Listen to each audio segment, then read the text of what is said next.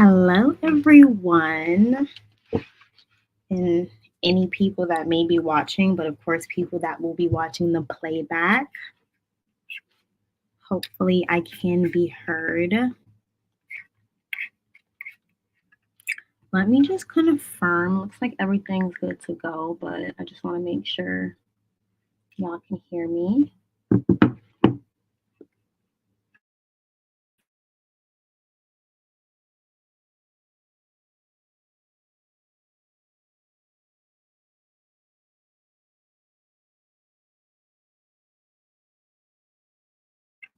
Okay, yeah. Okay.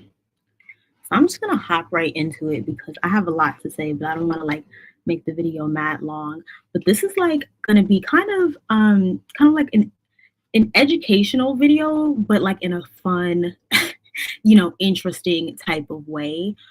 But this has kind of been like the style of video, like at least live format I've wanted to do. Just like looking over different stuff and getting into like the history of things and, just getting deep into stuff. And it's just way easier to do that over a live stream than like over a video because it takes forever to come out. So I've like been wanting to like do this style of live for a really long time. So I'm like excited, like everything is good to go. Like this is the first time the technology it cooperated with me. Everything went smoothly. I'm excited. Okay. And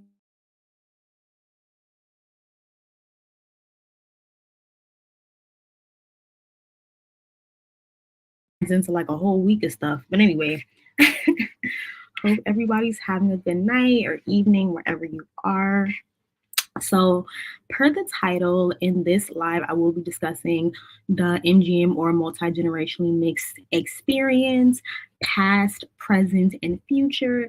And so this will be a somewhat of a reaction video where I will be responding to and reviewing some comments that I've found mostly around YouTube regarding MGM's history and identity and I'll touch on different viral topics that have happened, throughout the last few months online and whatnot.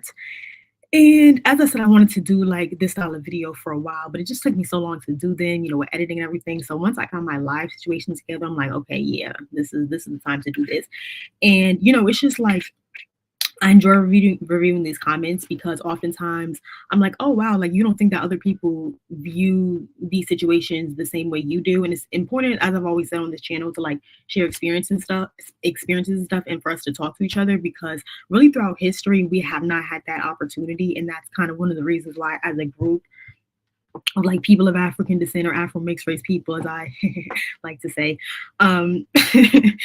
one of the reasons why we haven't been able to like really have any cohesion as a group or like any common understanding or even identity, specifically in this country, I'll say. And in this live, I'm going to be touching on African American experiences, Afro Latin / like Brazilian. They don't really like to be called Hispanic, but specifically the Brazilian experience, but also Afro Latin experiences, as well as Cape Verdeans. So I'm going to be talking about MGMs from around the world in different places. And the reason I'm going to be doing that is because, I've mentioned on my channel before, I'm multi-ethnic, so I always think it's interesting to I always try to tap in what's going on in other parts of the world.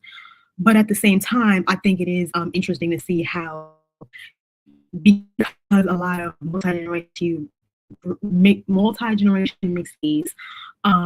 but we did not have the same categorizations or the same experiences within the last 100 years based on the governments and the regions that we lived in. I think it's interesting to like analyze the similarities and differences between these different groups, and also to see ourselves as like a global group of people, and not just like, oh, I'm just one shaking my number. That's a very isolating feeling. And part of the goal of not properly identifying the group is to that isolation. It's very insidious behind that, but I won't even get into that. We're going to get into that in the stream. But yeah, that's one of the reasons why I'm doing this. Because I do think it's important, and there are so many groups that are like this. So it's really no reason that there is such a lack of education on being multi-generation mixed, and we're really seeing that with the advent of like TikTok particularly, but social media just in general. This is becoming a real discussion because you have all these essentially admixed and mixed race peoples to different degrees, interacting with each other online, and we all share the experience of being people of African descent, and usually the product of colonization or whatever. And sometimes, in the more recent history of people who were just of multiracial families and interracial unions, and they're coming into this society where there's already this hostility towards mixed people and multiracial families in general, and you have multi-generationally mixed people who have been dealing with this for 100 years and just kind of existing amongst it, not really doing much about it, at least in this country. And so I think that's really interesting. We really see that not really clash, but we really see how that's really playing out on social media, particularly too. There's a lot of confusion between biracial, mixed race, multi-generationally mixed, Afro-Latin, who's Afro-Latin, who's not, who's, light-skinned Black, who's, all these confusion. Creoles, what are Creoles? This woman's Creole, this one's not, I'm gonna touch on that, and I'm not Creole, but just being multi-generation mixed, I can relate to where they're coming from. I don't know really much of anything about Cape Verdeans, but I could read their comment sections and what they talk about and be like, yeah, right on the money. So it's like the fact that you have all these people of African descent who look similar from the same, having the same similar situation in the world, there's no reason we shouldn't be, connecting and, seeing each other as like a group of people, because we are a group of people. And I'm not saying that in a separatist type of way, because as y'all can see, I'm very in touch with my, African ancestry. I definitely see myself as a Black person, even though I don't push that on other mixed people, because I believe in, right to identification and personal identification as well. So I don't really try to get into like pushing identification on other mixed people. I try to just keep it on experiences. And I'm gonna try to get into that in this video too. But dang, I lost my train of thought. But one of the things that I would like to see, I don't know if I'll ever see it in my lifetime, but just in general, it would be like a common understanding amongst, multi-generationally mixed and just mixed race people, biracial people, light-skinned people, just in general, like just a common understanding, like not saying we got to be on some toxic, like light-skinned, cold moving society bullshit. I'm not saying that at all, but just a common understanding, like, this is, this is who we are. We can relate to each other. I feel like we can. This whole trying to triangulate, light-skinned people against biracials and fully Black people, and who's the, two Black parents and who got a Black mom, and that's really toxic. It's really unhealthy. I'm sorry, I have to admit it, but it's really coming from monoracial people, and a lot of this toxicity in those types of ways, that's coming from monoracial meddling from both sides, not only European people, but people of African descent too. It comes from both sides. So there's been a lot of that throughout history, and it's just getting ridiculous. And with social media, there's no reason we shouldn't be connected or like sharing these common understandings anymore. So so that's just kind of my introduction, and we're going to kind of get into that too, like the common understanding between both generations. But yeah, and shout out to Korea Lady Marmalade. I got this this picture from my the thumbnail from her. She did a great video about the creation of multi-generation mixed people with biracial people, and how that goes together in that experience, and as well as with light-skinned monoracial people who are not multi-generation mixed or do not identify that way. So that was an excellent video. So definitely check her video out, and I will link it in the description box after I'm done with this stream. Dang, I've been talking for 10 minutes already. But yeah, shout out to her. I just want to say that. And then I got the multi-generation mixed white identity picture from another woman who wrote a book on Amazon. So shout out to her, and I'll link her book in the description below too. I might actually do some content on her actually, but I just want to throw those in there. I just forgot her name, but she's actually a Belgian historian. So definitely check them out, because there should definitely be more education on this topic, because there's literally none. I didn't even know multi-generationally mixed was a word or was a thing before 2 years ago. So that just shows you how important the sharing of information is, and let's put the internet to use in a positive way, and not an ignorant way for once.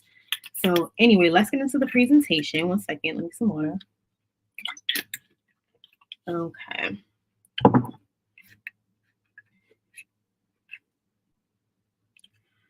So this is kind of going to be talking about, at least on my channel, when I'm referencing using these different terms, what I am talking about, and in my understanding, and how I think there is some like overlap in these terms, and I understand where the confusion from non-mixed people comes from, and even from other, light-skinned mixed people. I understand that.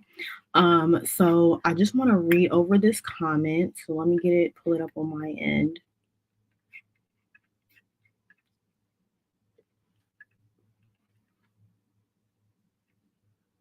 So I thought this was a good comment that went over the differences and similarities between being first and second, and multi-generational mixed and whatnot. And so this person says, and there was also some stuff that I also want to flush out that I kind of see differently as well. But anyway, so this person says, although these are not really new or controversial terms concerning in-group understandings, these can be used to talk about even in the U.S. context. We cannot forget the political, economic, and social context re-specific regions have. That's not really that relevant to me, but anyway. Okay, light-skinned folks. Mixing was not recent. Think Vanessa L. Williams and Tyra Banks. Okay, put a footnote there because I kind of disagree with that. And I'm going to explain why in a second. So then they say biracial, first generationally mixed. Think Reggie Watts, Lenny Kravitz, Lisa Bonet. Completely agree. And I think that that's important to. Specify and keep up with. Specifically, as a multi-generation mixed person, I will say for biracial people, I don't try to get into, like I said, who identifies what, but I will say when you're thinking about at least papers and stuff like that, I would say, to me, I would want to know that type of stuff. So on paper, I do think that is important because it shows, like, if you have a parent who came from like Denmark or, Sweden or something like that, and another one from Ghana, to retain those cultures. So 4 generations down the line, that can be like, oh, wow, like, okay, I can connect this person. And if they want to go back, they can pull up a family member. One of the things that multi-generation mixed and light-skinned people, of all different admixtures cannot do today, usually, we can't really connect a person to a place, even if we wanted to. It's just like, even if you take a genetic test, it's just genetics there. So it's like, yeah, that tells you something, but that doesn't connect you to a person. So now that we have the chance to at least identify people who they are now, we can at least start from there and like move forward. So I do agree with the people that are like, no, it's important that biracial people identify as biracial. Even as a multi-generation mixed person, I kind of agree with that to a degree too, because I would have definitely, appreciate knowing that. The only person I actually have from slavery by name, the only ancestor I know was actually directly biracial. But past him, it's nothing we really know there. So I think that is important to keep in mind for people. So that's just something, to keep in mind. Even if you socially, you want to identify how you identify for your own reasons, I get that. But at least on paper and like throughout your family history, definitely if you're a biracial person, I'd say keep that in mind for your children down the line, that you do want, that memory to be retained if your family wants to go dig that back down the line.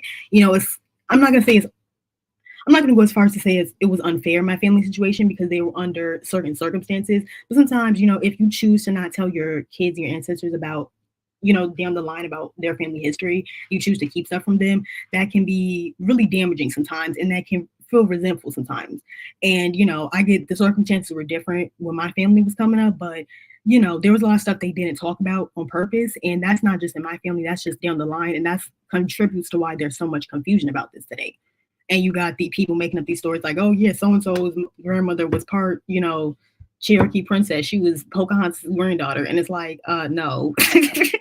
She was half Dutch, half like, guy, I don't know, person from, woman from Ghana. Like, a lot of people that are like said to be like Indian or something, a lot of those people were like basically European, sometimes biracial, and they wouldn't want to say what was really going on because of the connotations at the time, and a lot of family history is lost. And I get it, but that's what it is. Like, that's the real reality of things. So we live in a different time now where we don't have to really hide who we are and hide our heritage.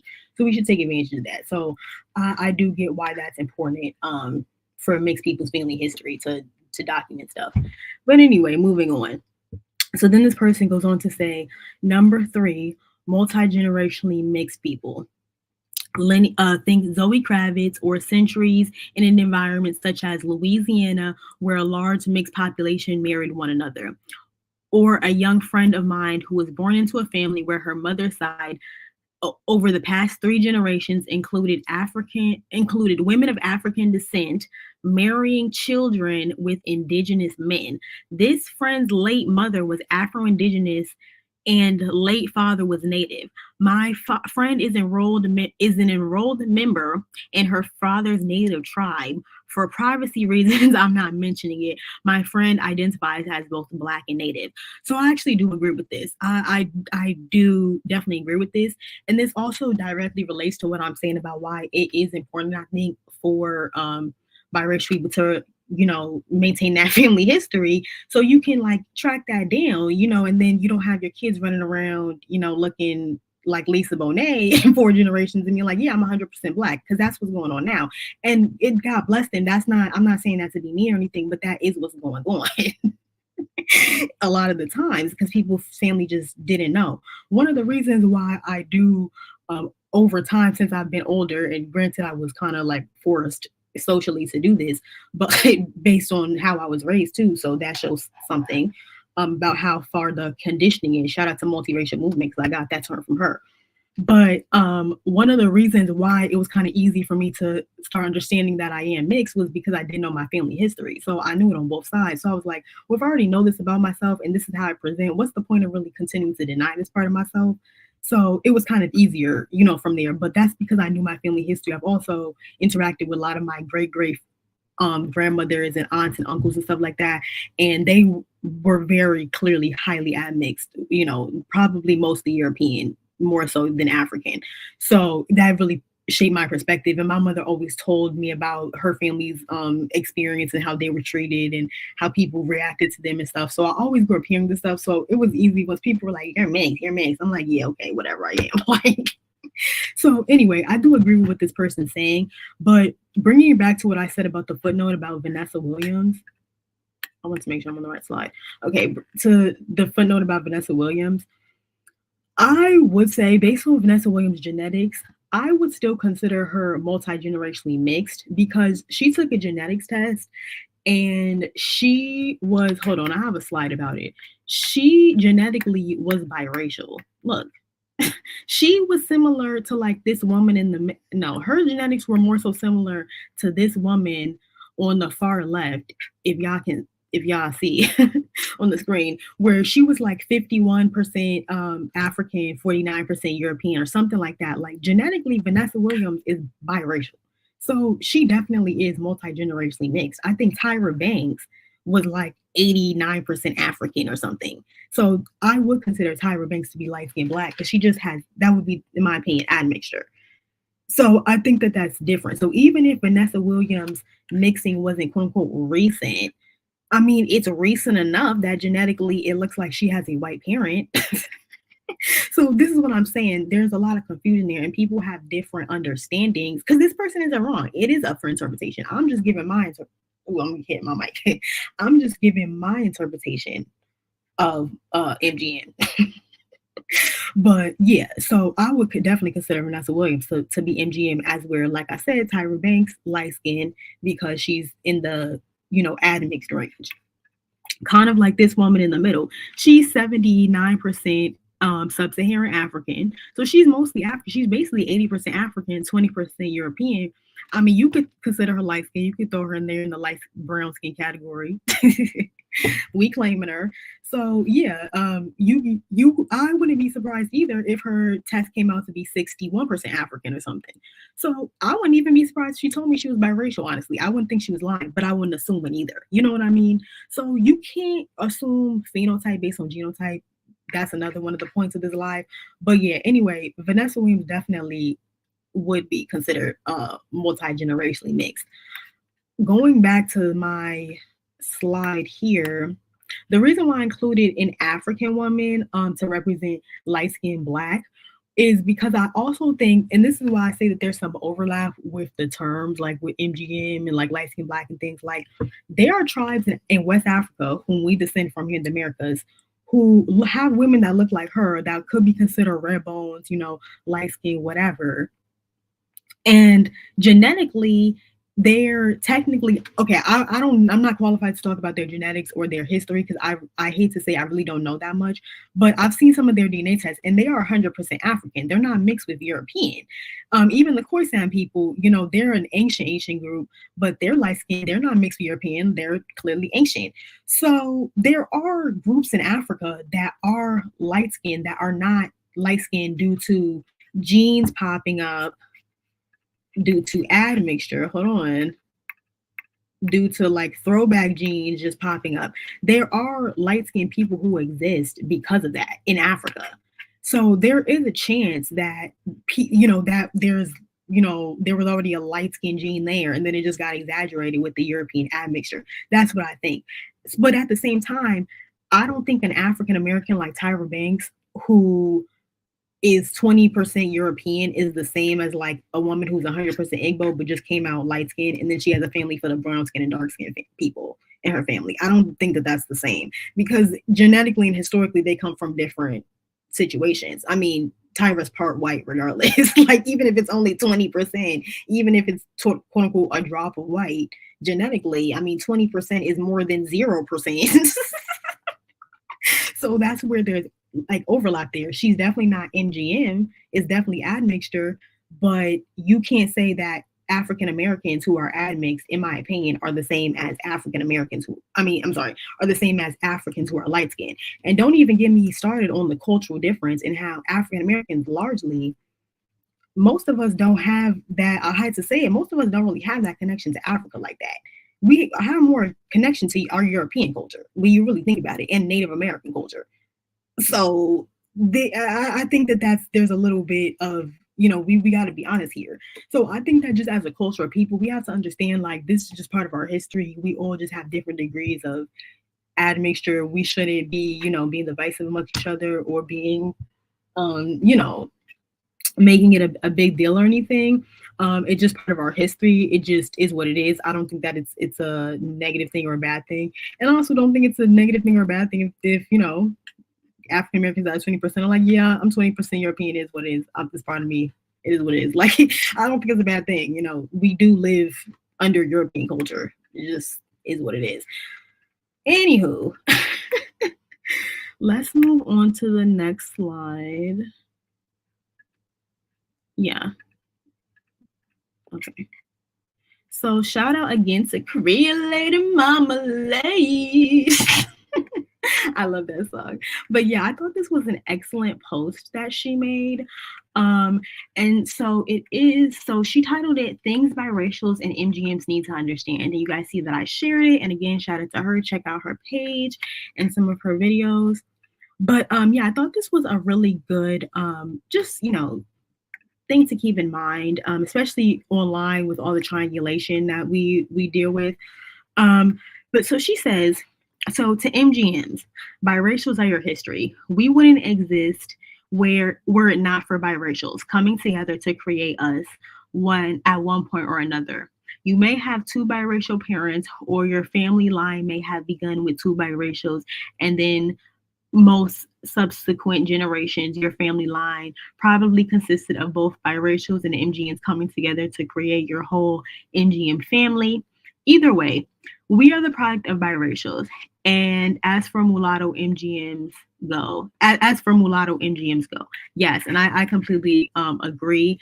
And of course, because of, you know, history of the world and everything like that that's happened, we are like the most common. So sometimes I can see how I kind of focus on, you know, that mix, you know, I try to be diverse in my postings, but, you know, I'm even part indigenous too, but for the most part, I am African and European. So my mother is a straight up, quote unquote, mulatto, brown skin mulatto. She was literally like half and half European, 60% African, whatever percent, 30% European, no indigenous. So yeah, that is a real thing, definitely. And even around the world in Africa, that's usually the common mix too. It's usually African and European. So anywho, so then she goes on to say, to biracials, MGMs are your future. If your plans are to create a community where you intermarry and have children with one another, that community will turn into an MGM community over time. just like the Louisiana Creoles and Latinos. You're only biracial for one generation, but your offspring will be MGM for every subsequent generation that continues to mostly stick together. Bottom line, we're the same recipe, just prepared differently, but the outcome is the same. Smiley face. I like that. That made me smile because I that's kind of how I viewed it. Like yeah, that's kind of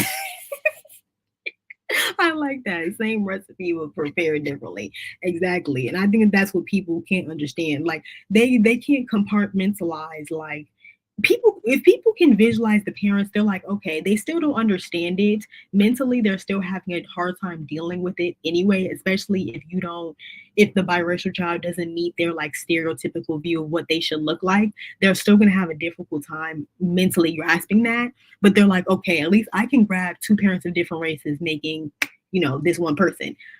People cannot grasp the concept of people being MGM. They cannot grasp it.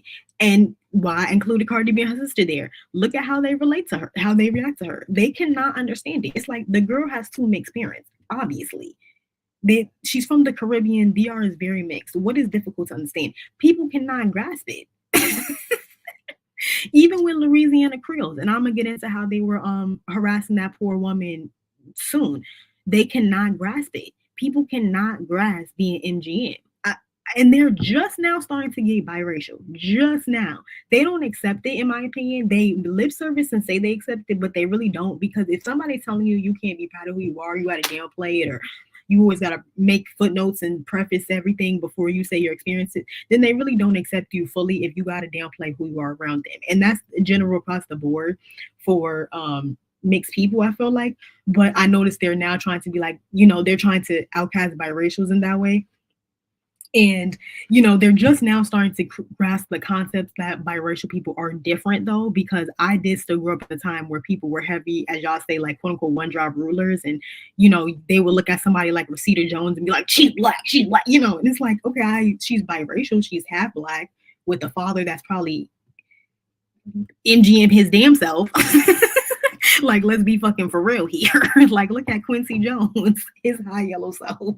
Like, but yeah, like I remember people literally calling Rashida Jones, or people that look like Rashida Jones black. You know what I mean? So I still grew up hearing people say that. So it's very interesting for me, this change of tune that people have, and hearing people, now have the complete opposite thing. But it's like, okay, at least y'all are starting to grasp that there is a difference, and y'all are at least starting to respect, biracial people's identity. I do appreciate that, because I did used to be irritated with how they would be trying to like force biracial people to, identify as monoracially black. I did always think that was weird, especially when the person did not phenotypically look black. It's like you're putting them through more stress by trying to make them live in something that they're not comfortable with, and you're trying to shape their identity around what you understand and what feels comfortable for you, because you don't understand it. So you're like, oh, you need to do XYZ and say whoop de woo to make me feel comfortable.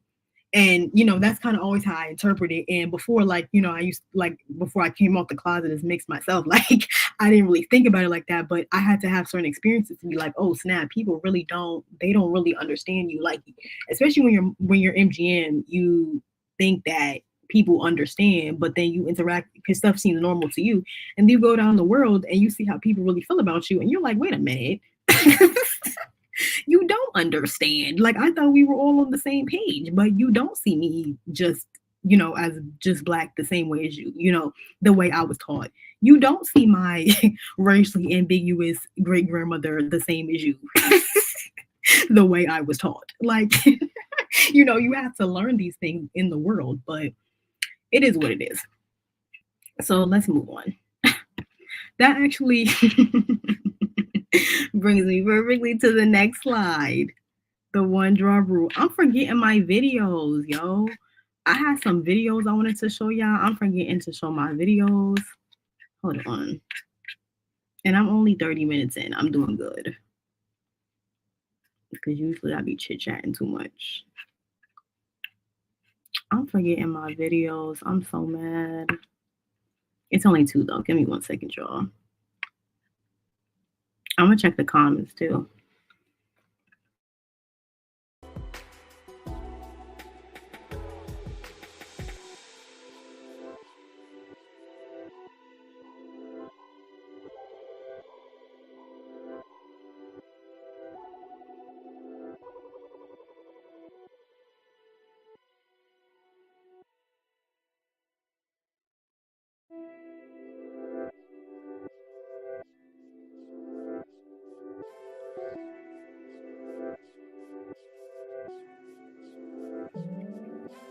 Hey, everybody in the chat. Thank you for everybody coming to the stream.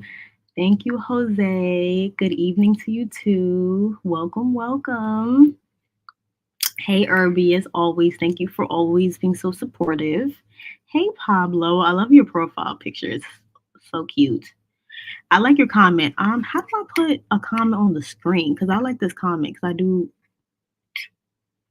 Hold on. I don't know if I could do that. I don't think I could do that from my end for some reason. Anyway, I'm gonna just read it out loud. But so your comment says, I feel like at this point, these percentage issues are minuscule. If you want to identify as mixed, just do it because people gonna be mad no matter what. I say this to say my concern is the state of our community and the lack of ambition to preserve our history in place. Yes, I completely agree with you. I completely agree. Yeah, the issue of percentages are minuscule too. And I mean, we don't really even know how accurate they are. Like, I've had family members taking some tests where they literally put some races on it and then put other races on it. So you're absolutely right. So I wanted to wish I could figure out how to put these comments on the screen, but I'll have to figure that out for next time. But yeah, I definitely agree. And you're absolutely right. That concerns me also. I am worried about not only the lack of caring, lack of history, but I don't even think people know it's there or they feel like it's important. I think that most people think that the only history that Latin and mixed people have around the world is just being colorist and racist and, just being anti-Black. I really genuinely believe that. And that's part of the concern too. Or that we only did stuff throughout history, especially here in America, because we were propped up because of colorism and because we wanted to be, I don't know, we wanted the glory or whatever. I don't know. But you're absolutely right. And Herbie said, now Rashida Jones. Yes, they used to literally call Rashida Jones Mariah Carey. Yeah, they used to say Mariah Carey after they found out. Because when she first came out, people didn't know what she was. And they thought she was appropriating Black culture. And then when they started marketing her different and she started to be married to Tony Mottola, then they was claiming her as Black. And I love me some Mariah. Like, I'm a huge Mariah fan, don't get me wrong, but come on now, that's not fair to her. Like, trying to tell people that look like that they have to identify as Black, and if they want to, that's their business. But if they want to identify as mixed or biracial, that's their business too, and they should. I think that they should, because that's how they look to me. And I think it's just healthy to be honest with yourself and everybody else. Like, that's just not fair to people. But yeah, Aaliyah's MGM. Yeah, Aaliyah is definitely MGM. She looks MGM. She has a thinner face to me, but we have similar aesthetics, especially when I have my hair straightened out. Some creators don't acknowledge comments in the chat. Yeah, because I can see how when you have a train of thought, it can be distracting. That's why I'm like, let me wait till I get to a point when I can like chill, because I hate to ramble. MGM, yeah, but yeah, Aaliyah is definitely an MGM queen. What was I gonna do? Oh yeah, put my videos. 1 second.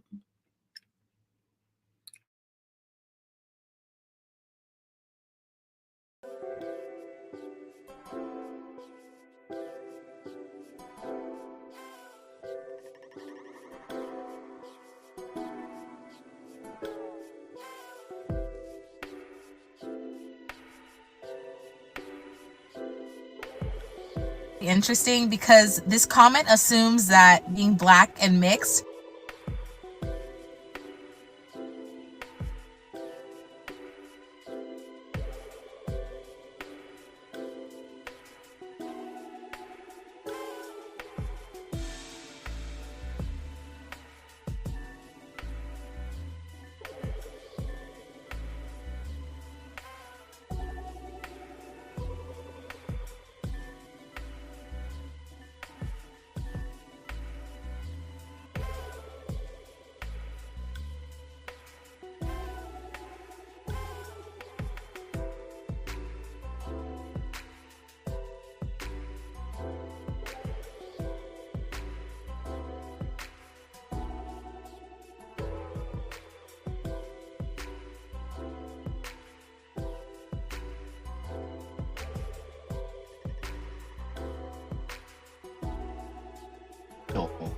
a literal freaking... Comment assumes that this is really interesting.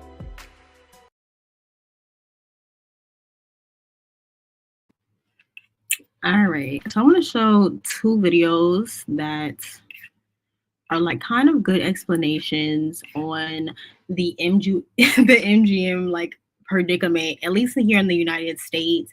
And so the first woman I show, I believe she's just African American. I don't think she's Creole. I think her family's from like the Virginia, DC, Northeast area, like those early like free people of color communities. And then the second woman I will show will be Creole.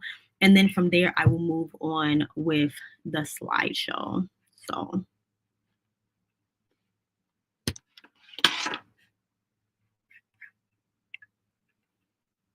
Interesting because this comment assumes that being Black and mixed are mutually exclusive, meaning that you can't be both. I am quite obviously Black. I don't think that needs a further explanation. And like most African Americans, both of my parents have mixed race ancestry. My mom more so than my dad. She's actually from one of the first mixed race families in America. If you're interested, Google the Proctor family from Southern Maryland. So yes, I'm Black, and yes, I have mixed race ancestry.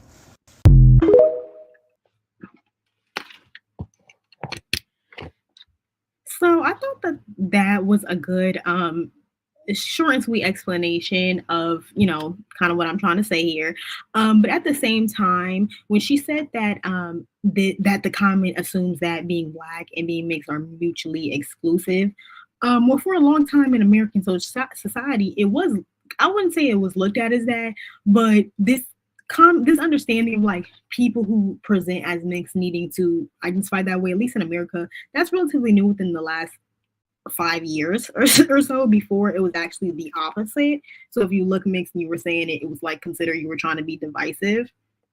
So that's kind of why I had the opinion I had. And so I didn't look at being mixed as being like mixed and Black as mutually exclusive, but I did, like I've kind of said this before, I did only really acknowledge first generation mixed people as being mixed. Like I did, like I said, I did always know and have an understanding of my family history on both sides that they were mixed, but at the same time, I don't know. It's a really weird detachment way that a lot of multi-generation mixed people move throughout the world, and specifically in the United States, but you have to do that to navigate the way the society's set up. And you see a lot of Latin people doing it. And it's really weird because it's like you understand and you know that you are, but it's like when you have only mixed people around you, like I said, you go in your life and your family, everything seems normal. And you go down the world and your family's like, and everybody else is looking at your family like, no, you look different than the rest of us. What's going on with you? You don't look like us. White people are saying it, Black people are saying it, but but you're being told whatever you're being told in your house, and it seems normal to you.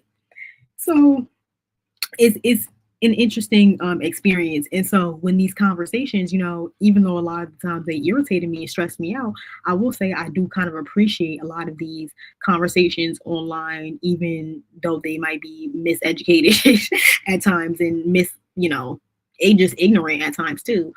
It did force me to have to think about this stuff and really think about myself. Like, okay, well, what do I really believe? How do I really see myself? And, there were a lot of people that were saying, no, being mixed and Black is exclusive. You cannot be mixed and you cannot be Black. And I have heard that from Hispanic people. But again, and I had heard that growing up. I've even been told by Hispanic people, like more than once up until recently, but like, why would you identify as Black? Like not understanding, like, and what's really interesting? It's never in a public setting. It's always privately, like, in somewhere where other people are not in earshot. And it's in a way like, well, why?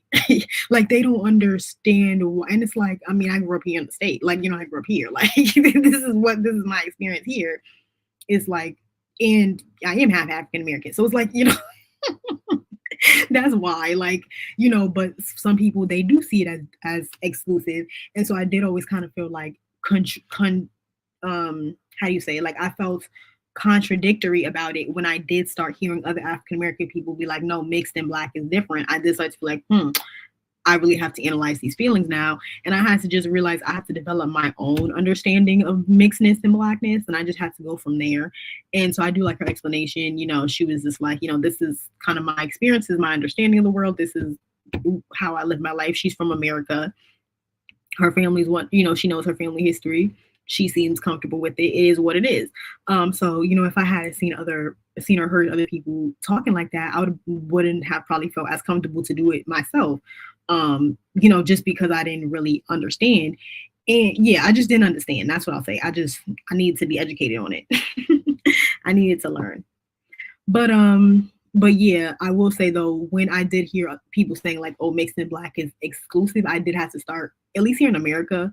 And I'll say that in the sense that like, I kind of understood what Latin people were saying it why Latin people were saying it because of the understanding of race over there. And I talked about that and I'm gonna talk about that in this video too.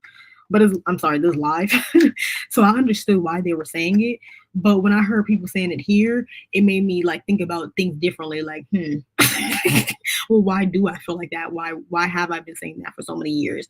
And it did force me to, you know, even when Latin people say it to me, it forced me to even have to like, well, why am I choosing to identify as black? Why do I feel comfortable saying that?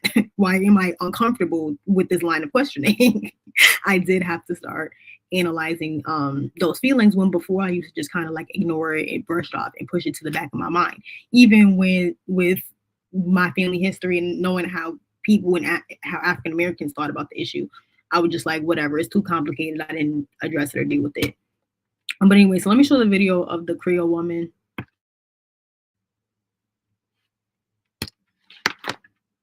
From Louisiana, you will not understand Louisiana Creole. I refer to myself as Louisiana Creole, a literal freaking gumbo pot. If you're not from Louisiana, you will not understand Louisiana Creole. There are some white Creoles, some native Creoles, some Spanish Creoles, some French Creoles, some Jamaican Creoles, some Haitian Creoles, African American Creoles, and then there's the mixed Creoles who come from any shade. We will continue to exist whether you understand us or not. They didn't understand us back then and they had to make a lot of laws to make us distinguish ourselves because they didn't know what we were. Depending on the time of year, our colors will change. As we age, we get even lighter. And I'm talking about the mixed ones. See, I dye my hair blonde, it makes me look more white. When my hair is black, I look more black. Because it's our phenotypes and skin tone that gets people tripped up. Then they want us to pull out pictures of our family members to prove our blackness. Stop gatekeeping blackness and actually learn about our culture. Then you'll stop looking foolish because it really looks foolish that you don't understand people come in different shades.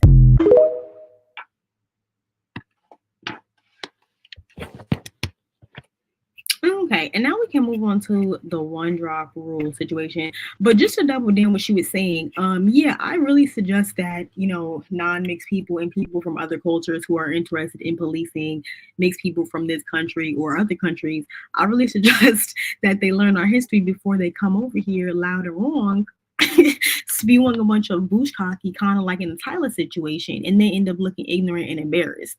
It's really unfortunate. In that situation, I was just really embarrassed. I'm gonna do I was thinking about including that in this video, and I'm like, nah, that needs content of its own.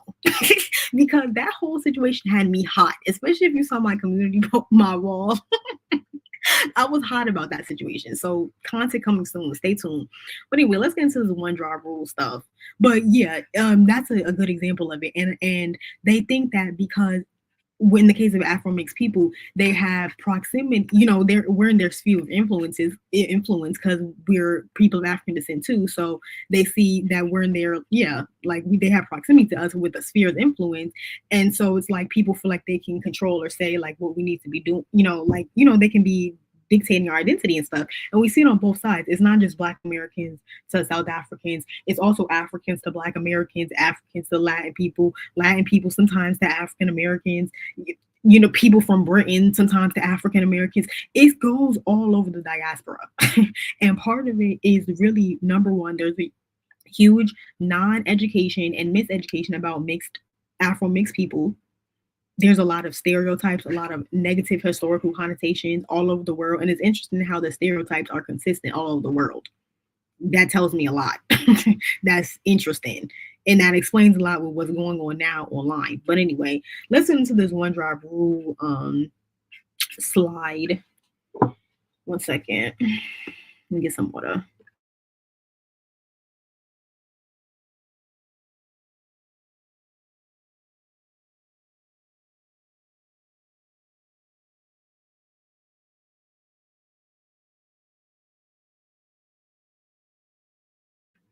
And it seems like a lot, but I'm going to go fast. Don't worry. I read fast. So this person says,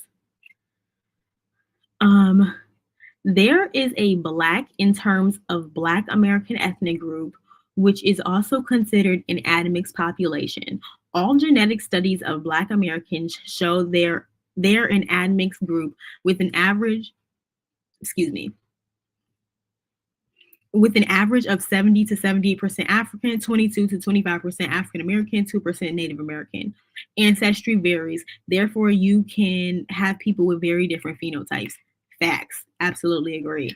And I definitely do believe that that's accurate, that most African Americans are 75 to 78% African. That tracks based on history to me. But anyway, and if you look it up online too. But anywho, so they go on to say, thus, you can consider yourself Black if you want to do so because you're a part of the Black American ethnic group. That's your heritage and birthright. Sorry, I forgot who they're responding to. But anyway, so then they go on to say, blood quantum has been used in many different countries to squash the, and I need people to really listen closely to this because I haven't heard many people touch on this, but this is absolutely true. This is absolutely true, and it's a real thing, and it's a part of our history as mixed people of all different mixes, and it's an uncomfortable truth, but it is a real thing. So, trigger warning. So they say blood quantum has been used, and it'll also explain why sometimes I get uncomfortable with the whole one drop rule stuff sometimes. But anyway, so it says blood quantum has been used in many countries to squash the population of indigenous and Black populations. Think of it as a reverse one drop rule. So this is what happens in Latin America. And I'm going to kind of try to get into this, but this is what Latin America has. And this is what most countries have too. So it says, if someone has non-Black or non-African ancestry, that person is not Black or indigenous. They can fit into various different racial categories. See, here's the catch. Here's the catch. What we're arguing over here is that we want to be acknowledged. We want to have acknowledgement of both of what we are. We don't want to just run off and say, no, I'm not a part of that at all. That has nothing to do with me. I'm this new group. We want to say, listen, I want to be able to live and exist comfortably in my Africanness, my Europeanness, indigenousness, whatever. I want to be able to enjoy, my soul food one day. And then if I want to listen to, country music the next day, whatever, that's what we're saying. What's being said in a lot of those countries, and when a lot of those Latin people I was talking about earlier that asked me, oh, why do you identify as Black? It's not because they're saying, oh, you should just be proud of every part of who you are, like just go, like, no, it's what they're saying is like, oh, you're something, why would you want to be connected to that? Why would you want to still be, it's that type of thing. Like, you don't have to, like, you know what I mean? Like, you don't have to, you're something new now. You don't have to be associated with that. And not in a way like, oh, you should be happy to be mixed, but in a way that you should be happy that you're something else. And I hope that makes sense. But I feel like sometimes people in America don't understand that that's kind of the attitude. It's not a thing of, it's hierarchical identification.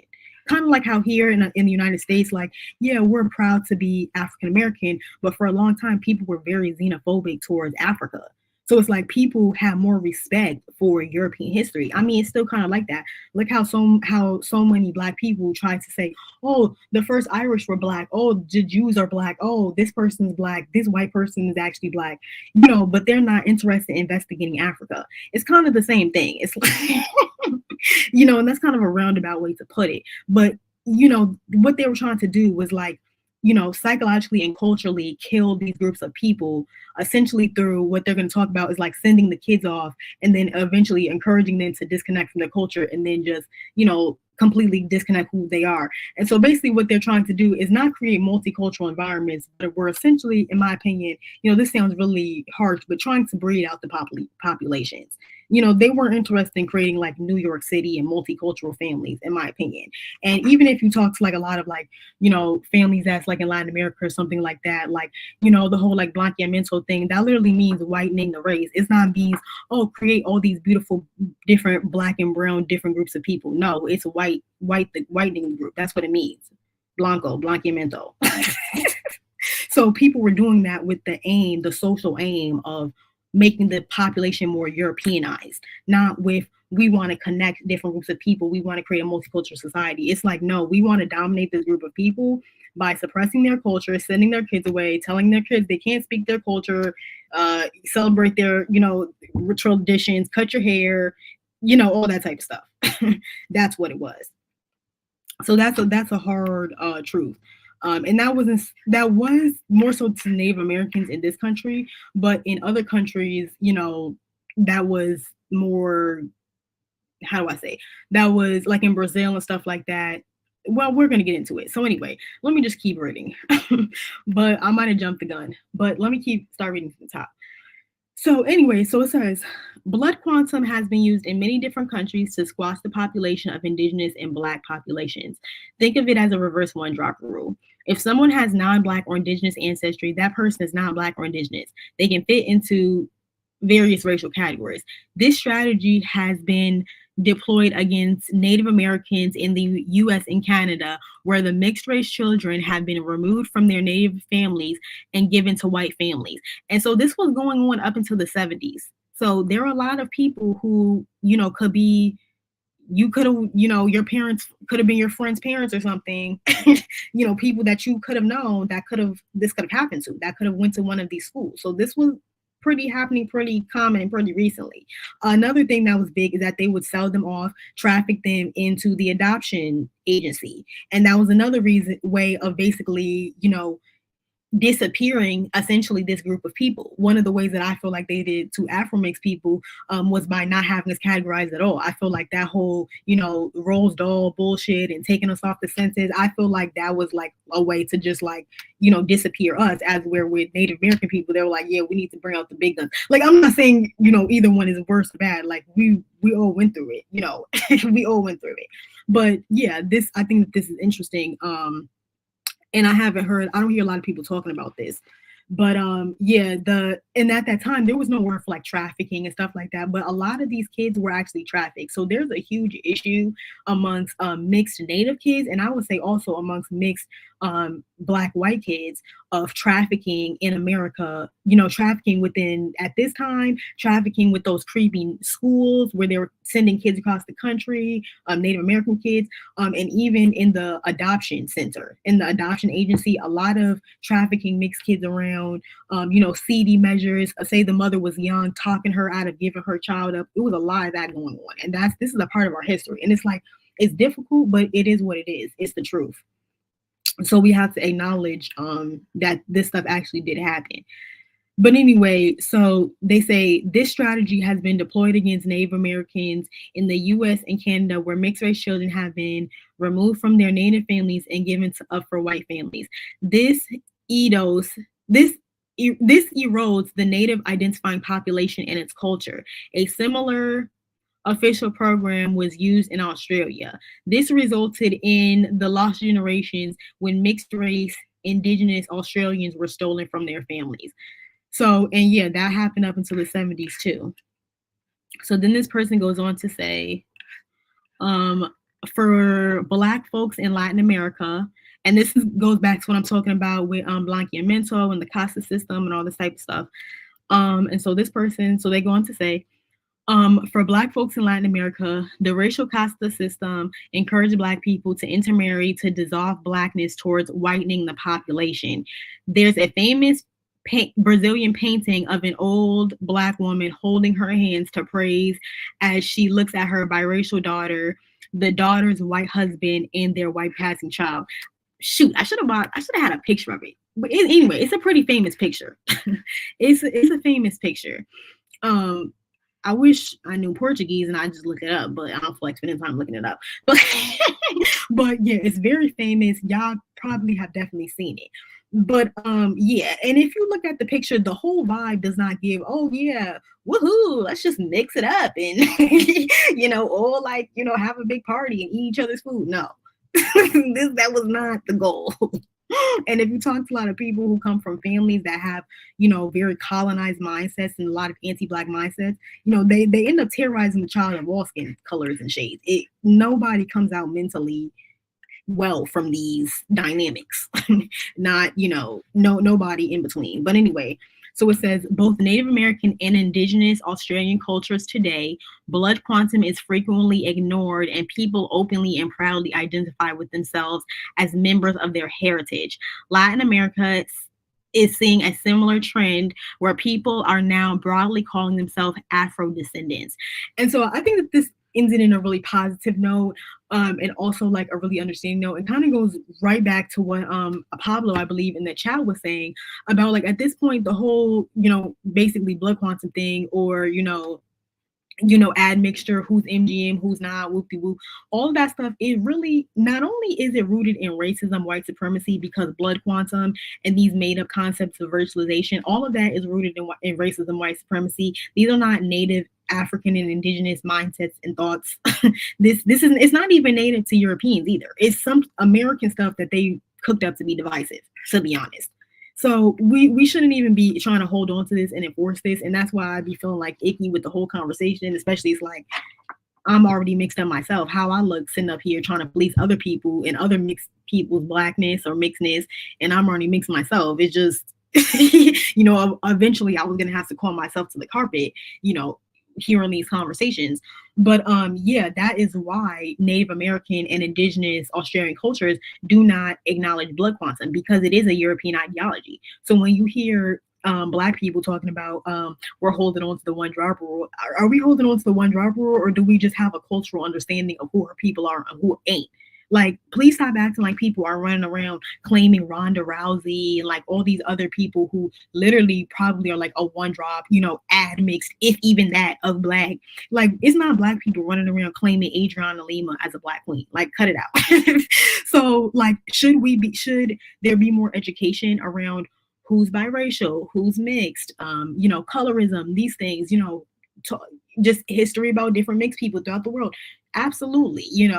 Should people, the last few remaining boomers and silent generation people that truly uphold the one drop rule, should they stop upholding it? Yeah, absolutely. But do I feel like the one drop rule as it will stand in the past is really a problem or really going to be an issue right now? No, I don't.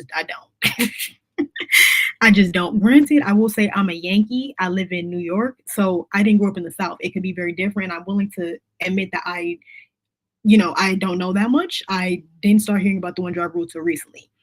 But yeah, that's what I believe. And even in my opinion, even white people don't, quote unquote, in my opinion, uphold the one drop rule. Like, they don't call Ronda Rousey Black either. They may make fun of her in an antagonistic way, but do they truly see Ronda Rousey as Black? Are they truly like, come on now, racializing her in that way? They're not. So there's nuance there and stuff like that. I think the problem is miseducation and just the lack of, not, the very strict racial binary in this country. It was designed to leave mixed people in a distraught situation and leave people who are not white and anything in between who are not obviously Black. It's designed to leave you in a like damned if you do, damned if you don't situation. It's not designed to make you feel good or to benefit you. So it's like that's kind of my take on it. Sorry, I need some water. But just to get off this topic, because this is heavy, but this last comment says, the thing about whiteness being diluted through race mixing is actually only used when it serves the us. For example, when the settlers wanted land in North America, they invented blood quantum. And this is what I'm saying, even amongst European or white people, whatever you want to say, this is even not natural for them. Before, it used to be Protestants versus Christians, French versus German, a lot of xenophobia, a lot of classism amongst white people. And then in the United States, because if it was, monetarily and socially advantageous. That is why they started racializing people. That is why they created all these funny rules with blood quantum and started, being weird AF and putting all these anti-miscegenation laws for trying to sleep, and grape and assault Black women behind their wives' back. Just insanity. Like, these white men were really out of control. We've let them get away with this for way too long.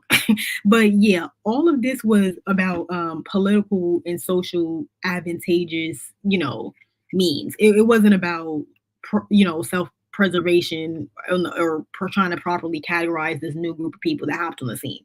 It was really about finances and business, from what I get. And if you're interested in learning more about that, look up the Beacons Rebellion.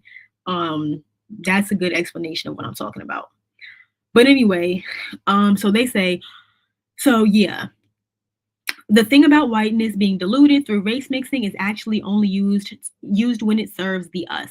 For example, when settlers wanted land in North America, they invented blood quantum, meaning that you're only Native American if you're a certain percentage Native genetically.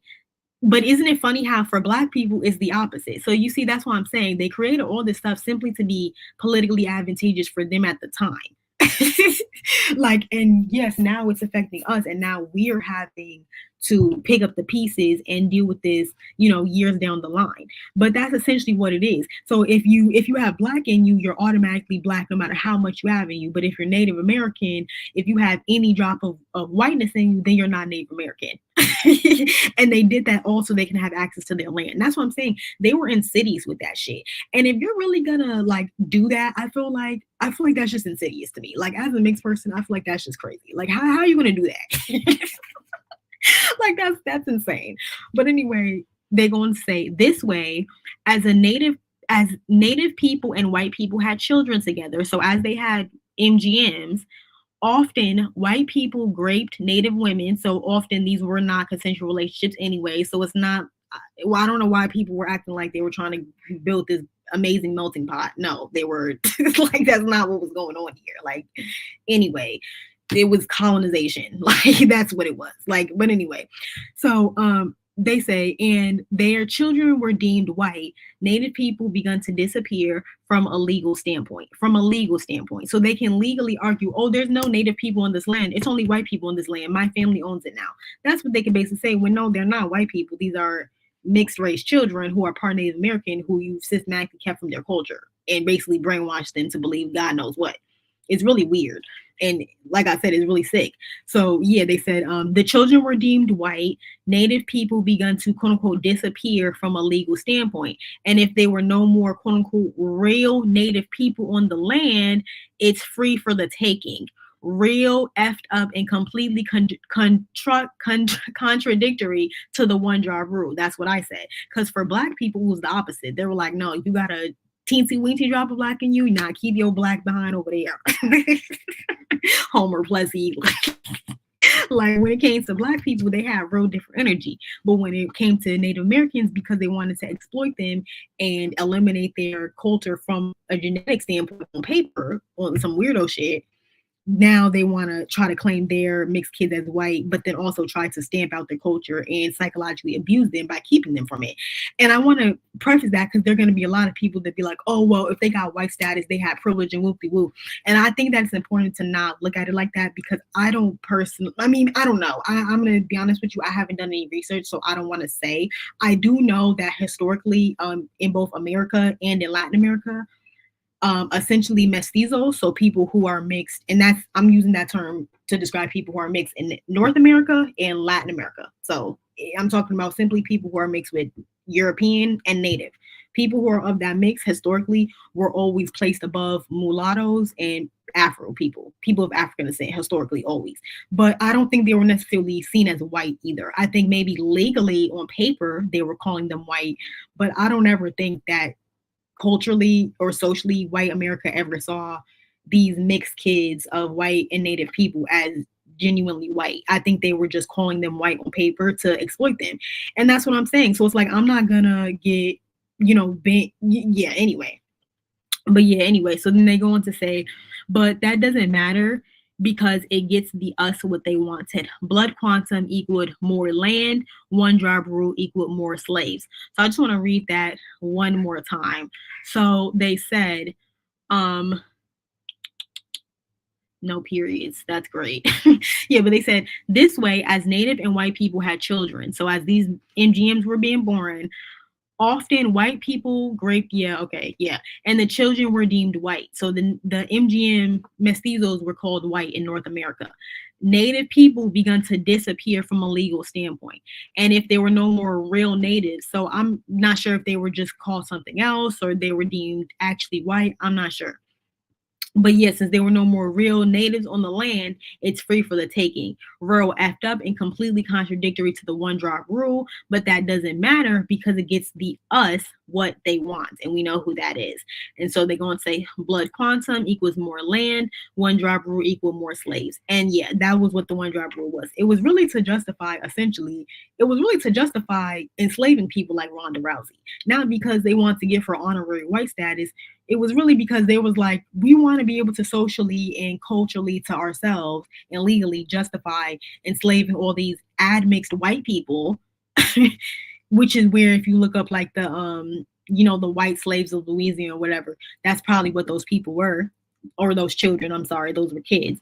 They were probably admixed white people, or quote unquote quadroons, octoroons, whatever you want to say. That they were being enslaved. So anyway.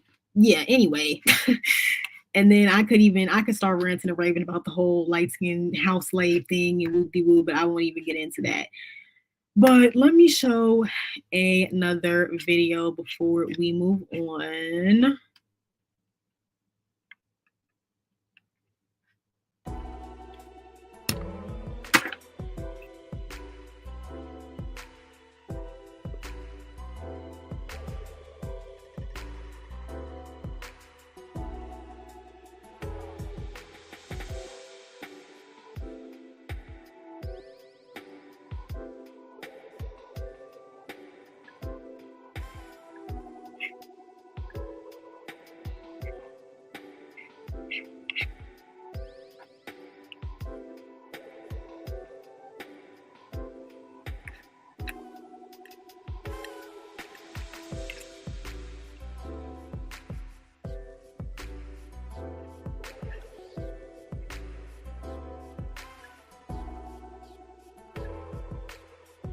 Mentioning that because I think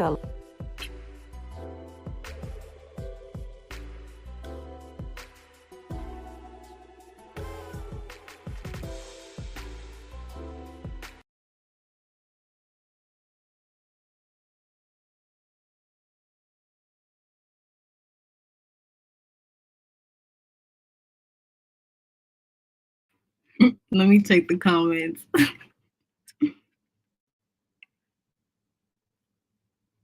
Hey, Multi, thanks for stopping by. I'm glad to see you here. I'm behind on comments. Let me see. Oh, and Biracial CREOLS, what picture? I'll post the picture on my community wall. I can't remember what it's called. It's in Portuguese. And I don't feel like spending time trying to look it up. Let me see if I can find it. 1 second. Give me 1 second. Let me see. Because it should pop up. Because it gives you a good idea of what I'm trying to say, of what happened.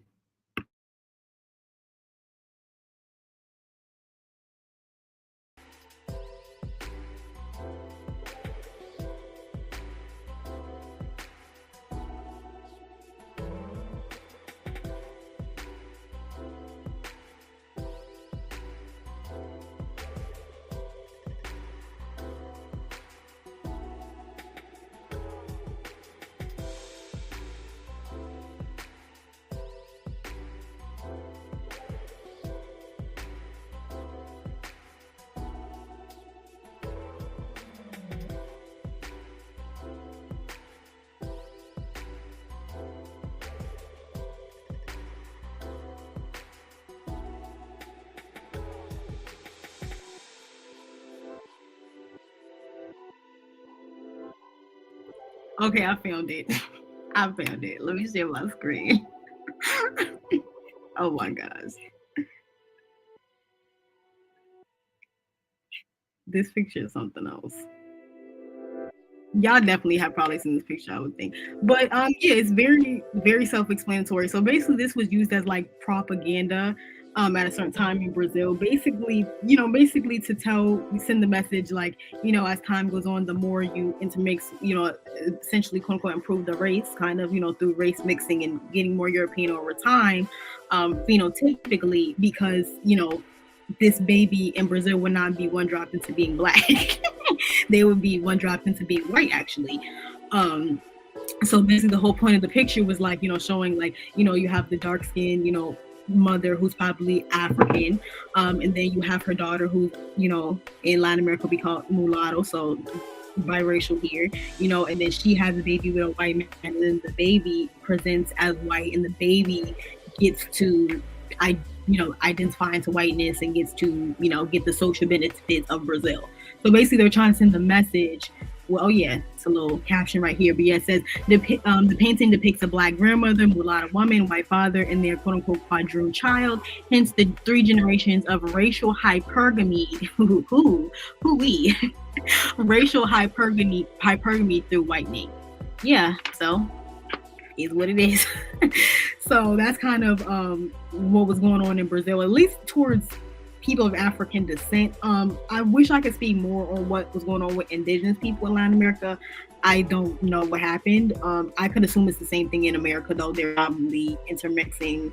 Most people are mestizo, mixture of so I can imagine. But yes, it's a deep painting. Like, talk about a picture speaks 1,000 words, like. But I guess it was, I don't know, I guess art was effective back then. I mean, I don't know if it has the same effect now, but that's what happened with that. It's definitely still a reinforced idea in some families, so I would definitely say it did pay off. And even though this is a Brazilian painting, like, I've seen it around in different places, and the sentiment is the same in a lot of different places. I guess Brazil was just leading in this like certain idea. But yeah, that's what happens. So I'm gonna play these other videos. I have to run and get some water really quick, and I'm making good time, so I'm gonna be done by 1 o'clock. Let me look at some other comments though. Sorry, I didn't realize I had to pause the music. It's kind of soothing. What's the other comments?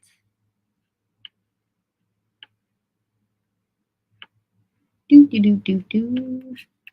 Oh, y'all active in the chat tonight. People always thought I was Dominican on up. Yeah, me too. Literally, actually, on Sunday, somebody thought I was Dominican. Yeah, anyway. And he was Haitian. I was like, oh my gosh. It was that shade. It was funny, but no, he was trying to talk to me. You know how that goes. But anyway. They don't, and Pablo says they don't understand that because Ryan Destiny presents as black, people will call her, but she's still mixed technically. Exactly. And up until recently, if she had said, oh, I'm mixed, my grandmother's white, whatever, they will argue her down, shame her, beat her upside the head virtually for claiming her own grandmother. Just ridiculous. And Kiki Palmer kid, just different phenotype. Yeah, exactly. Because Kiki Palmer probably has like a, probably at least, I don't know, 20% or something white in her too, and you mix that in with whatever Schmarius got, that for all we know, their kid is probably genetically biracial too. So he's a great example of MGM, and he looks it too. I mean, his father too. I would consider Schmarius MGM. I think. I don't know. I think his mom is Afro Latin though, and his dad is Black American, so he definitely, in my opinion, would be considered MGM. It's very popular in Latin America, Brazil, and Dominican Republic. Yeah. You saw the picture? Yeah. Yeah, it's a popular picture. In MLS, I didn't know that thing. Yeah, me neither, Jose. Me neither.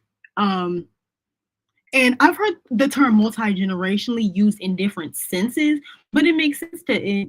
you know, just added to this context as well. And that's how new terms get created. And that's how, you know, new ideas get innovated. So it's pretty good. Native Americans was, Native Americans were definitely affected by the one-drop rule and still are. Still are, with the whole land grabbers and people trying to claim to be native to get the resources and stuff. That's a whole thing. They denied some places in Virginia. Yeah. Good night, Jose. Yeah, it's getting late. Thanks for staying up with me, y'all, whoever is able to. But anyway, let me show the video and then we'll move on to the next topic.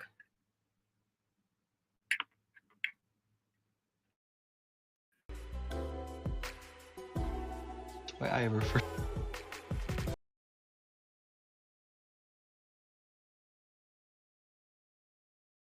to myself as Louisiana Creole, a literal freaking gumbo pot. If you're not from Louisiana, you will not understand.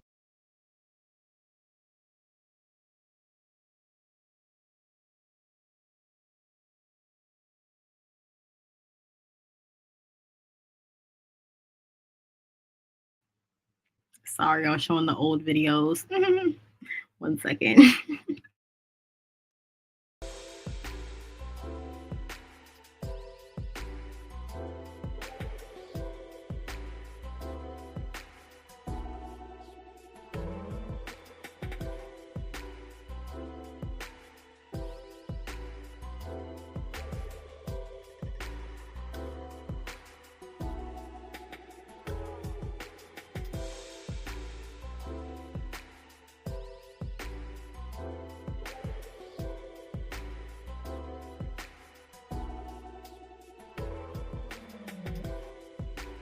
That because I think a lot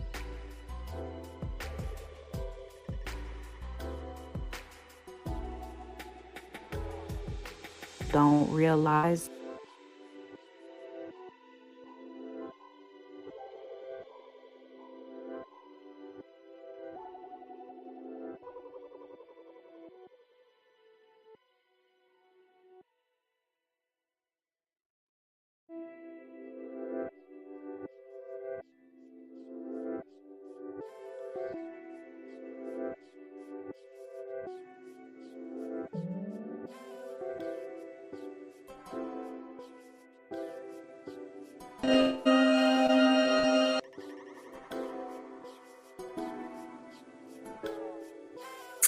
Sorry, y'all. It's so annoying because I had all this preset and then I let my computer go to sleep and then StreamYard disappeared it all. So I'm learning every stream. So thank you for these little, what do they call, intermissions? But anyway, I thought this TikTok was kind of funny. So a little bit of shade, you know, towards, you know, the admixed or MGMers over here, you know. I thought it was funny, but when people ask like, oh, why don't Black Americans, you know, embrace who they are? And why do so many of them deny their mixed heritage? Because of attitudes like this. And you're gonna have to look on the screen to like see the context, but this is exactly why. And you know, she can have her little kiki, whatever. I can laugh at the jokes, I can take a joke, I'm not a prude, but this is the attitude. And I'm gonna kind of get into the, you know, genetic reason for this later and why this is kind of a funny take in a second. But let's watch a little video.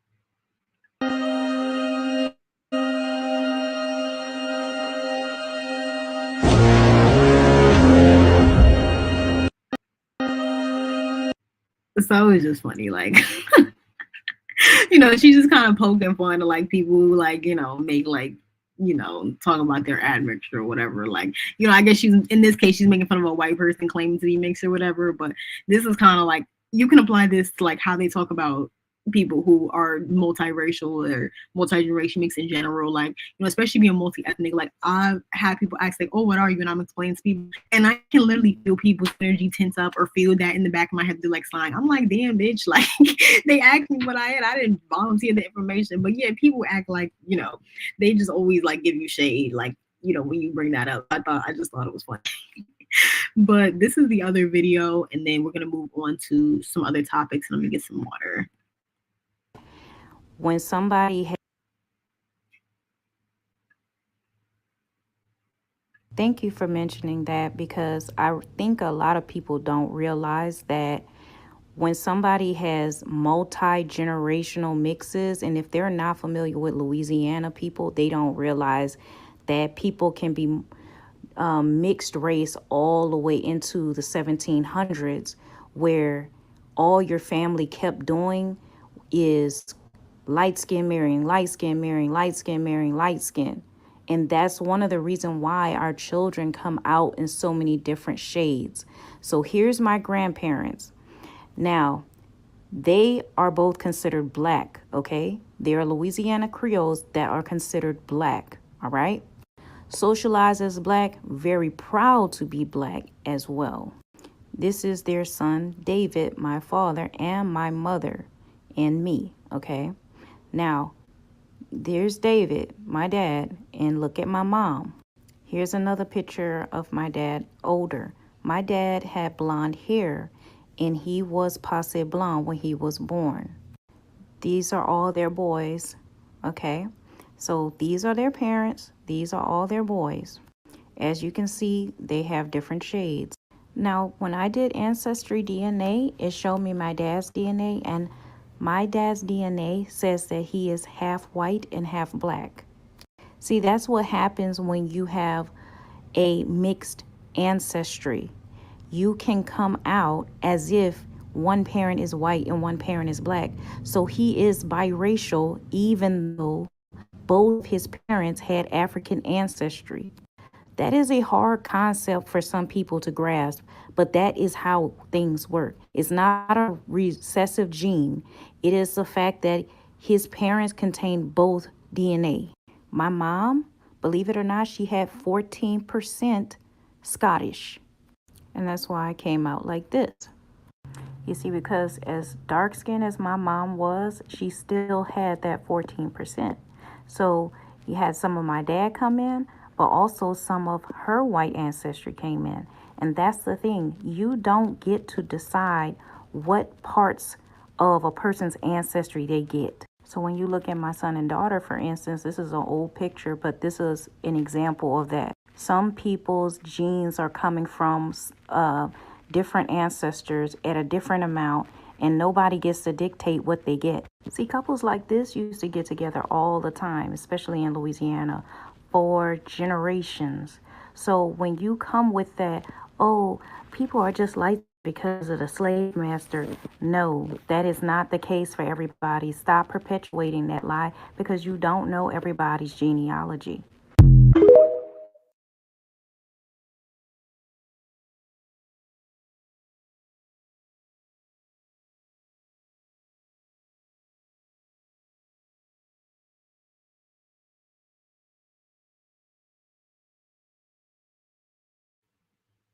So yeah, I thought that was a great explanation of like MGMness and like kind of the, like she said, people just do not understand. They cannot compartmentalize or contextualize what that is or how that looks to people.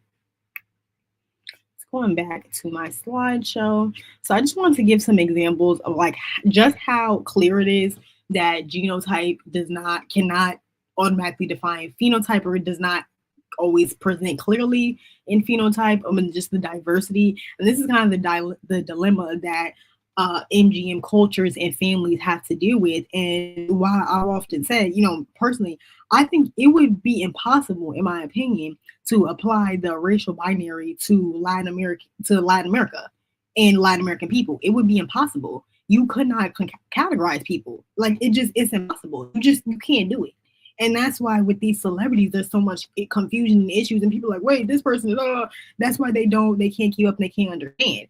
And like I'm saying, you come from that culture, you come from a family like that, it just seems normal to you. If you come from Louisiana Creoles, and I can imagine it's the same thing with Louisiana Creoles, and kind of like my good sis was saying in these last few videos, you know, the American government had a lot of issues with them and issues categorizing them and didn't understand them. And they felt like, hey, you effing up our system over here. We had a good thing going. You over here, you know, being difficult. That's kind of how they kind of, in my opinion, they view a lot of multi-generation mixed groups. And it's not just people of African descent. I feel like they feel like that towards non-Black Latin people also. I feel like they're just like, well, what do we do here? And so the racial binary is having to shift, having to evolve.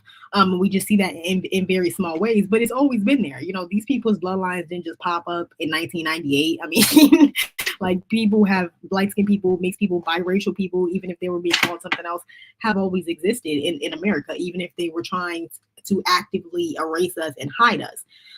But yeah, I just wanted to show some of the diversity, and you know, it just shows how, you know, when you have generations of mixing over time, and whether you know your background or not, you know, you might take a DNA test and not realize how much, you know, European or not European that you actually have based on how you look. And so if you look at this woman, you know, most people would think, oh, she's probably 98% Black. She's an unambiguous, you know, Black woman. Like, when really, I mean, she's multiracial. I mean, like, she's an MGM. She's 63%, what, 63% sub-Saharan African, and how much European? 35% European.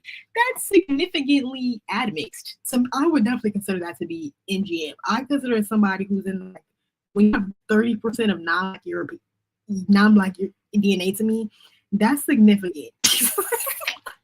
Like, to me, that's significant. And that shows a high degree of mixing over time. That doesn't just pop up. And that's why I was saying there's definitely a difference between somebody like Vanessa Williams. She's coming out, what, 57% African. And I don't even like to talk about these percentages, but it's like, please. That means that her family been mixing for a long time. So you just see these people, these women are brown skin, dark skin, all different shades. Most people, aside from the middle woman, would never assume any of them to be multiracial or mixed or anything. And apparently, according to Lipstick Alley, these women are not Creole. So it's like, if they said, oh, I'm brown skin, but I'm Creole, people would be like, okay, that makes sense. You come from mixed group. Oh, I'm brown skin, but I'm Dominican. Okay, I get it. But when people think of the typical African American, they don't think of somebody who looks like her being 67% or 63%, you know, African, whatever it is. But we don't know what, you know, her family history is. We don't know what her parents look like. So I think it's fascinating. So even though I don't put too much stock in the test, I just wanted to show like how you can't just look at people and be like, oh, this person's whoop-de-woo or whoop-de-wah. No, you can't. And I can believe it. People might say, oh, I don't believe these tests. I think they're gassing it. I can definitely believe it, because I have a family member who's dark skinned with very silky hair. One of my siblings, we're related. I look the way I look. We have the same parents. Like, how can I not? But it's like, when people don't come from a family like that, or they don't come from a culture like that, they don't understand it. Like, if people were to see most Hispanic families, like Dominican families, Cuban families and stuff, they wouldn't be like, what? Like, they would not understand that. It would look crazy to them, especially like white Americans. They would not get it.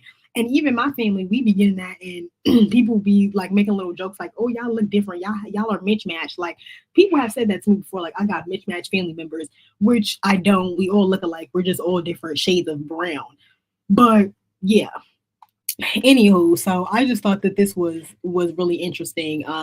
You can see the different, you know, range of African ancestry and how they present, stuff like that. And these are all Black American people. So I think that's very interesting. And then we go to the next slide.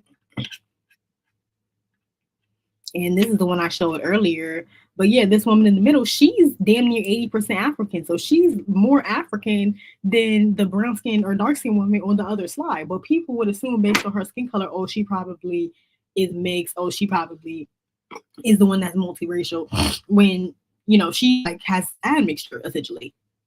So it's just really interesting. But yeah, and then we already spoke about the woman on the far left. She's kind of like Vanessa Williams, like a classic MGM.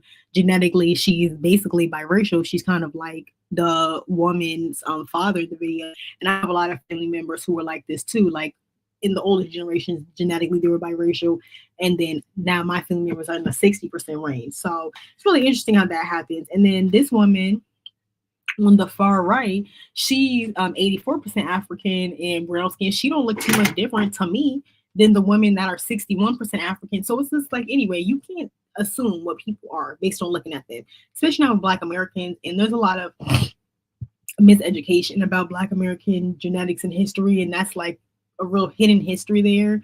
So yeah, that's just where all of this stems from. And I do think that this stuff is important to mention, even though I don't put too much stock in the tests. It just shows to me it's like, as a group, we can't put too much time dividing each other up into these little groups. Sorry, because it's just a waste of time. Because you probably gonna be running around thinking you one thing. You could take a DNA test, you come out to be a whole different percentage. So you running around thinking, oh, the way I look, I'm clearly mixed. You like Tyra Banks, you 89% African, you just light skinned. You don't know. So you can't assume. And then this is pretty rare. What's most common, I think, is these two women, the one on the right, and I'm sorry, the one on the left. Yeah, no, the one on the right. I'm sorry. Yeah, the one on the right and this one in the middle. I think that their genetics probably look like the average African American person. I think that's the most like common genetic mixture of African Americans. Just my opinion. I don't know. I'm just a geneticist, hobbyist, whatever. But this is examples of like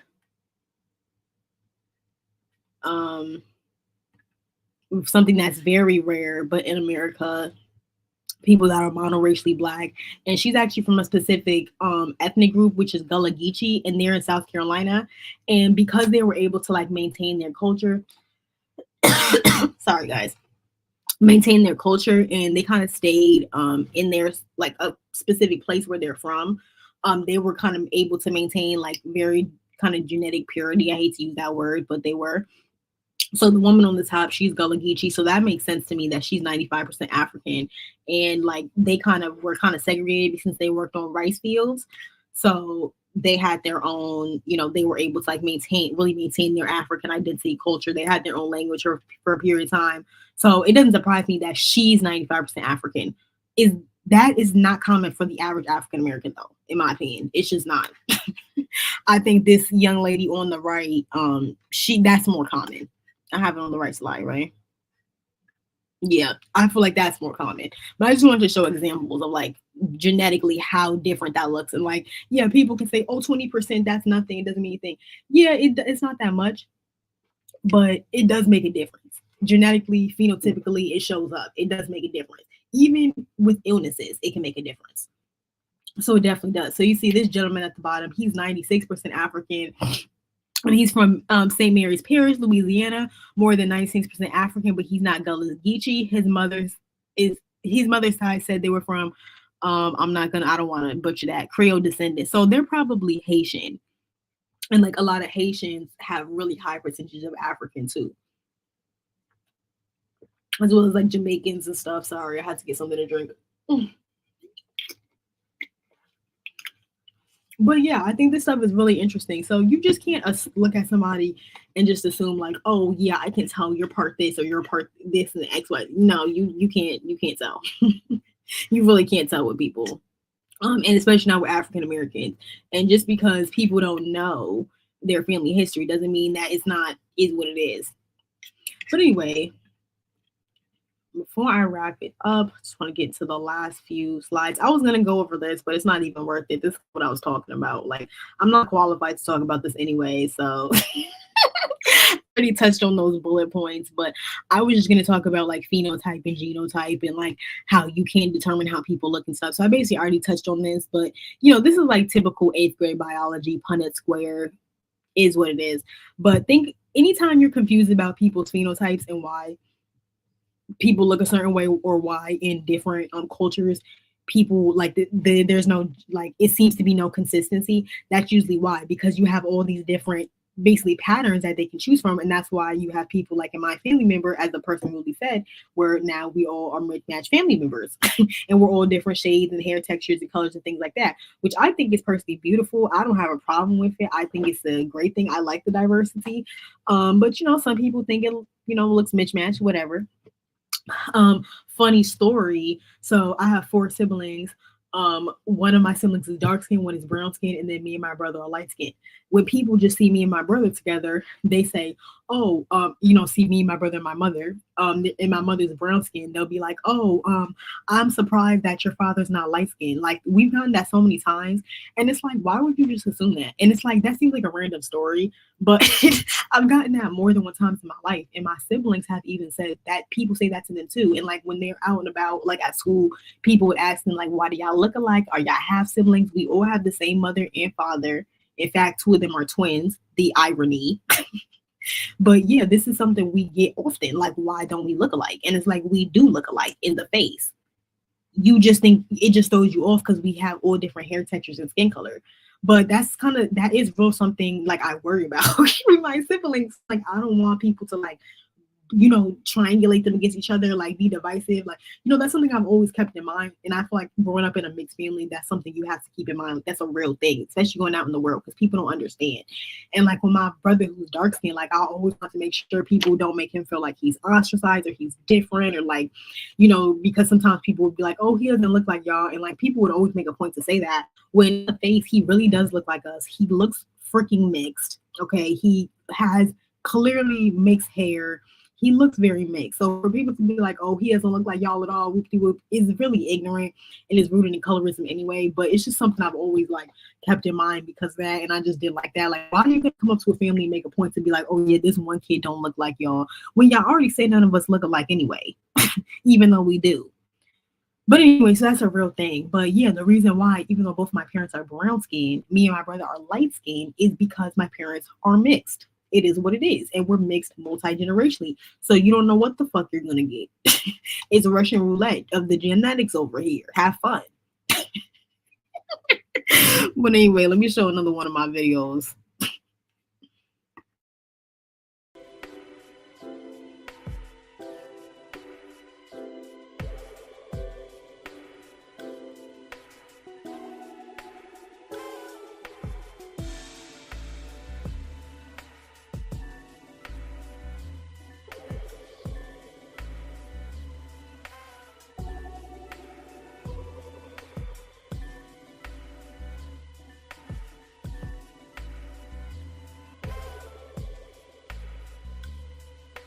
I was 100% black. I told y'all what I was mixed with. I'm multi-ethnic and stop. Hi, so that's my friend, and I'm really angry.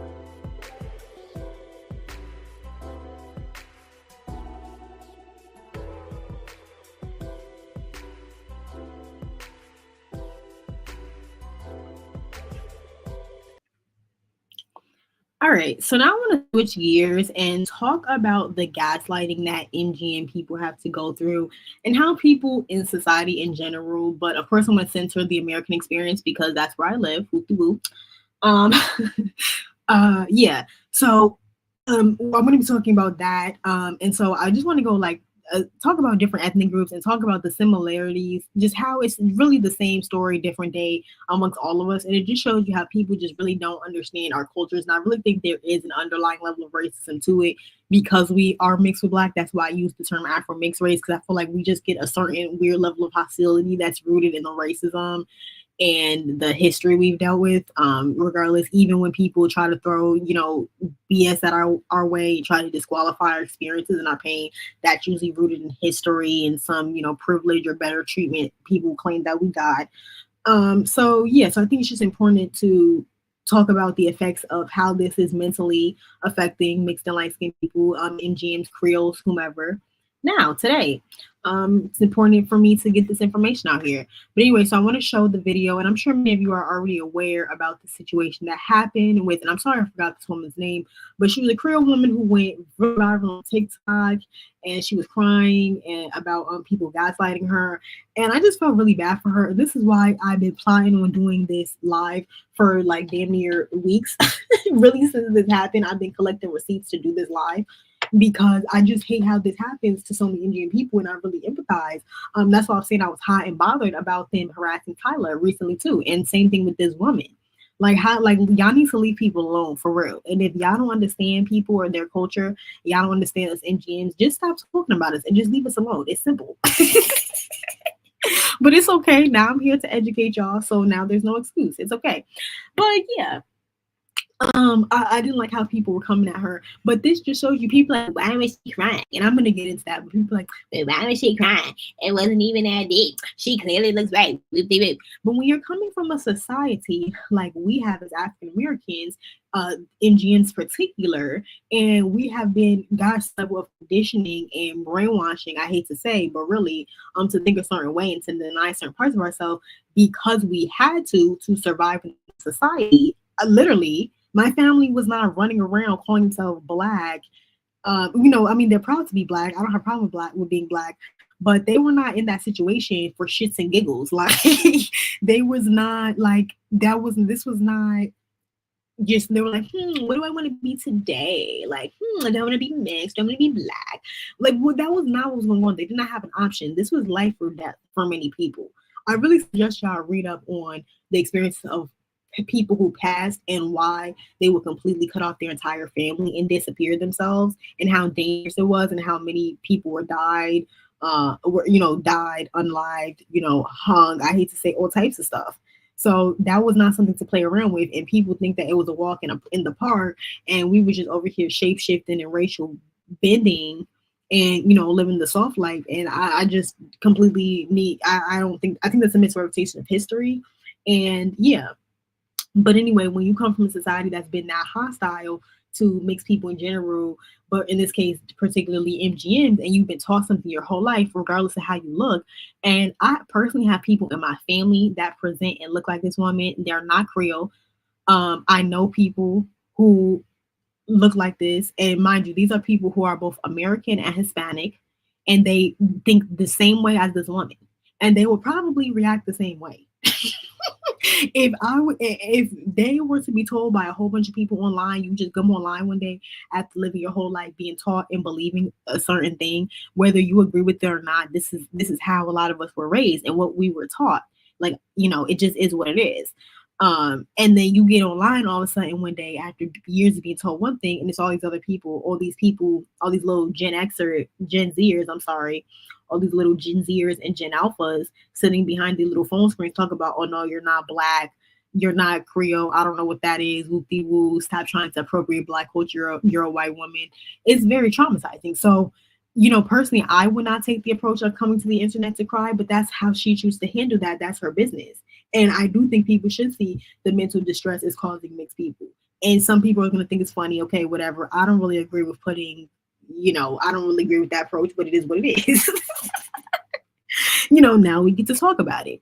It is what it is. So I empathize with her, and I understood why she was reacting the way she is. And people don't understand why it's so traumatic for a lot of us after years of being taught one thing, when all of a sudden people are telling you, no, you're not black, no, you're mixed, you're this. You're like, what are you talking about? Like, for years y'all told me something else. And not to mention, I'm not even biracial anyway. So it's like, if you're saying, oh, well, they were telling her she's biracial. She's like, she's not biracial. So they just don't understand. The only word they have to understand being mixed is biracial. And they just started understanding that, and they still really don't.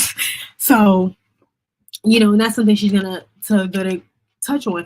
And it's not that, and we understand that that we're connected to when we come from biracial people, but why it's surprising to us when people say that to us, because it's just like, you've been told your whole life, oh no, actually you're fully black, you need to identify as black, and if you don't, you're problematic. So then when all of a sudden you're not even biracial, you don't have connection to your non-black family, whether that's by your choice or not, usually it's not. And then somebody's over here telling you like, oh no, you can't be black, you're actually biracial. that's not fair. You know what I mean? Like, and even I feel like to biracial people, that's still not fair, because y'all spent years telling biracial people they were black and they had to call themselves black. Now all of a sudden y'all pulling the wool under their eyes and trying to triangulate them against each other. It's ridiculous.